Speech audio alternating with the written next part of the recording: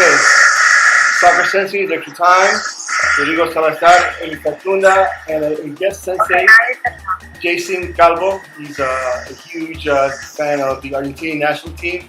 We're joined today by Malena Barajas. She is at 12th Lady, and she started women'sunitedfc.com. Am I correct? Yeah, we're on a bit of a hiatus now, but hopefully we'll be back soon. Okay, tell us a little bit about that. So Women's United FC is a project that we started with some women that we met through Twitter, of all things. We wanted to help organize women fans and, in a way, help kind of concentrate some of these voices that were scattered and be able to kind of create a safe space where they could express themselves, ask questions that maybe they might not feel like they could ask in like male-dominated chat rooms, for example. And hopefully the idea was that to grow the opportunity for more women interested in writing about sports, interested in writing about soccer, would have a place to do that if they weren't finding those opportunities elsewhere. Like I said, we're a bit behind on our goals, but we're redesigning our site and we'll be able to do more of that from next season. We have definitely more focus on conservative soccer, but hopefully we'll be more expansive. Okay, cool. So you join us today to talk about the USA-Ghana match, and let's start off with you. Get the ball rolling. What do you think is going to happen? Yeah, so as a fan, I'm really looking forward to this. Of course, we all are. We wait a long time for these games. For the U.S. to face Ghana in its first match is a big deal, given that they've knocked us out in the last two World Cups. So it's kind of that opportunity for redemption. We know that based on the group that we drew, we really absolutely need a win in this first match. Because I guess in a way we're afraid of the results against Portugal and the results against Germany. That for some reason this seems like the game where we have an opportunity. We know that they lost. Well, their striker is questionable for Ghana to start. We hate to see injuries, but it's something that we need to keep in mind and adjust to. I think that through our 3 lead-up matches, we're feeling pretty good. The U.S. is feeling good about going into that first match, which is key. That mentality is what's going to do it for us. Having Beckerman play the role that he did in the last of the 3 matches is something that a lot of us were hoping to see for some time, having him in that goalkeeper role and helping out with the defense that we know is probably our major weakness. We kind of saw that build up through the first 3 matches, and it was nice to see that we really are working towards something. Sometimes Princeton will do some things that we don't all agree with, but in the end, they seem to be being on. And if you think about it, like the first match, for example, the substitutes were Discarud and Johansson, and they're the guys who scored the goals. So if the subs are coming and they're doing, they're definitely having an impact. Okay. So we'll have that against Ghana.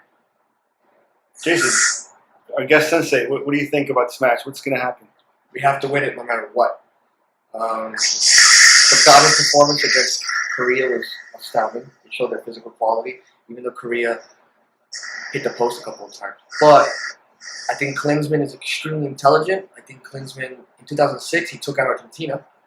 He figured a way to beat a team that was better than them. They knew it. And I think he's going to find a way. I think we're going to beat Ghana, and we have to beat Ghana. But if we get outclassed by their physical ability, then we're going to lose. Yeah, my kind of pie in the sky, my hope is that we beat Ghana, we can draw at Portugal, and that we can, we can take a loss if we have to against Germany and just get out of the group. If we lose to Ghana, we might as well just get on a plane and go home. Straight up. No pressure.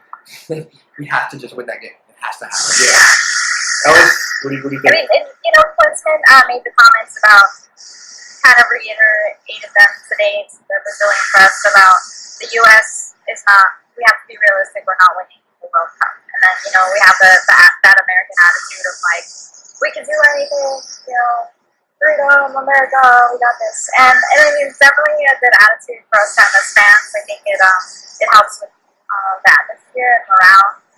But I think that it's fine to have those realistic expectations. I'm glad that our coach does, and that the immediate goal is get out of the group. And I have zero problem with that being the mission. At this moment. Okay, and I follow you on Twitter, and you're a very big proponent of Clinton. Why do you think he's? Well, let's talk about the big elephant in the room, the fact that Landon Donovan is on the squad. And to me, Landon Donovan, it's going to be very hard for the U.S. to get past this group. Thank God for the U.S. that Germany has some injuries. Marco Reus just went down, so that gives them a sliver of a hope. But do you agree with Klinsmann when he took out Landon Donovan? I wasn't at camp. That's kind of my thing. Like, I don't know the whole story. I saw a couple of tweets floating around from some people who are reputable sources, I think, and mentioning things about maybe Landon not always getting along with some of his teammates. I don't know that that's true, and I don't know that.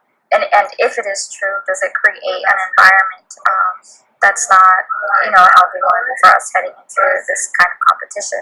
Of course, he's the World Cup veteran. A lot of his teammates stood up to that and said, or I know, like Hercules Gomez, for example, said, that's just absolutely not true. So and not knowing the dynamics and not being at camp, we do know that we saw the pictures. He seemed to be overweight or maybe not fit, but then U.S. Soccer tells us no, he's fit, and then he comes, plays for LA and scores a brace and breaks some records. So I'm really not sure what this goes back to. If this is an attitude thing, if this is a history between Klinsmann and Donovan, I just can't be sure. But I think that we have to, at this point, the roster is set. Time to move on, and we have games to play. I did have a quick back and forth with someone, not really much of a back and forth, but just saying those opportunities where there's a break where Landon Donovan was particularly dangerous, and we might miss him then. So I think we won't truly feel the impact until Is that Landon Donovan doing construction in your apartment? It's really loud. Ellis, who do you think? Right? Who do you think is going to win this match? We're having the floors redone. Oh, okay. Ellis, is it going to be Ghana or is it going to be the U.S.? Is it a chance?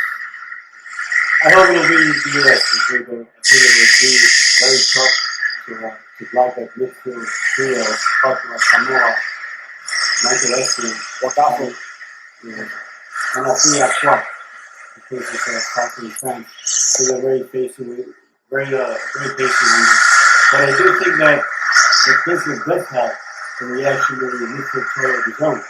As Malena was saying, Beckham and Jermaine Jones and Michael Bradley. They had a great game in Nigeria. So I do think that it will come down to who holds that midfield. And with the emergence of Josie Altidore, who ended his scoring draft back in December, that's only positive news. Because now we not only have Aaron Johansson, but we also have Josie Altidore, who could very well perform and show his physical ability against a very physical team of the Ghana. So what's the score? What do you think? 2-1 US. Okay, I think it's going to be 1-1. I think Kevin Prince Boateng, who's now playing at Schalke, is finally going to get out of that shell that he's such a great player and he just hasn't really lived up to his hype. I think he will have a good game. 1-1, maybe just because I live in New York City and I'm American, North American, South American. Let's say 1-1. Jason? I think we're going to win 2-1. Wow. I think Johansson's going to make a difference.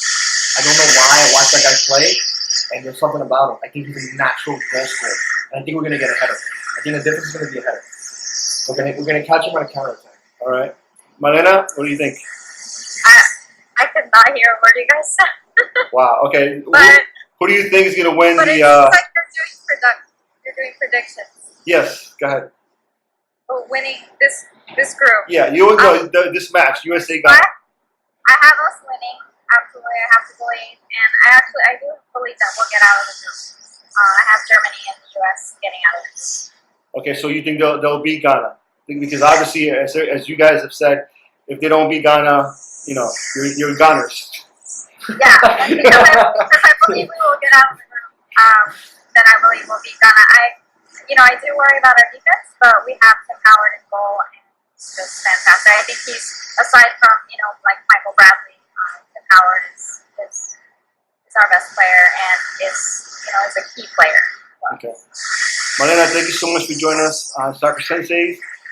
Definitely follow Malena on Twitter. It's at 12th Lady, which is at 12th Lady. Yes. Yes, and sorry about the noise and thank you for being so patient. Don't worry, we'll have you on again, and you'll be at like a Buddhist temple where it's very quiet. All right. Yes. Thank you, Malena. Have a good day. Bye.